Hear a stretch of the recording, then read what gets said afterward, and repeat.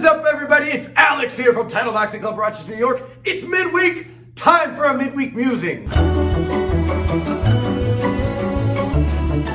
And this week's midweek musing is about our boxing stance. So important. It's a foundation in which you build your house. Our focus point is related to footwork. You can't do footwork without a good stance. You can't do anything. So I'm going to give you one simple way to figure out if you've got the right boxing stance or if you need adjustments. Actually, I'll give you two simple ways, a bonus way at the end. Anyway, first of all, the first thing you're gonna do is get into your stance, whatever stance you normally use that you're comfortable in, and you're gonna throw some punches, just shadow box, so, double jab, cross, cross hook, cross, jab, cross, hook, whatever you want, just to make sure this is your comfortable stance, so you feel like you're in it, like you're boxing. So, I forgot to tell you at the beginning, you're actually gonna need a partner for this. So once you're in your stance, once you feel anchored down, you're gonna have your partner, it could be anybody in your household, whoever, and have them come and push you. They're gonna push you in each direction. Oh my God, hopefully they don't fly in from off camera. But actually, now that Steph's here, my partner, so I wanna be solid in each direction. So if she pushes me that way,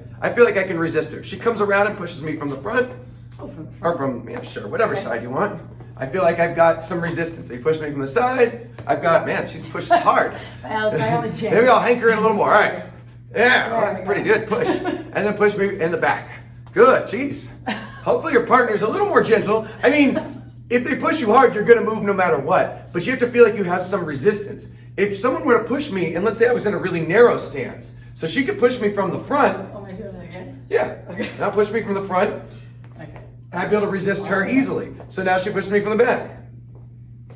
I'd resist her pretty easily. That wasn't quite the back, but that's okay. Now she's gonna push me from the side. Push her from the side. If I'm in my narrow stance, I've got no resistance because I'm in a narrow stance. If I'm in a super wide stance like this, she can push me from the side, I can resist her all day. But if she comes to the front or the back and pushes me, I'm going backwards. So have somebody do that. Push you all four directions to see if you've got that balance. If your feet are too wide, if your feet are too narrow, like if my feet are close together, I'm not going to be able to resist. Another thing too is if you're up really tall, you'll be easier to push. If you sink down low, you'll be a little bit stronger in the base. So that is your simple tip to find out if you have the right stance, if you can resist someone pushing you, even if you fall a little bit. As long as you feel like you can resist them in that direction, you've got the good balance in the stance because it's all about balance.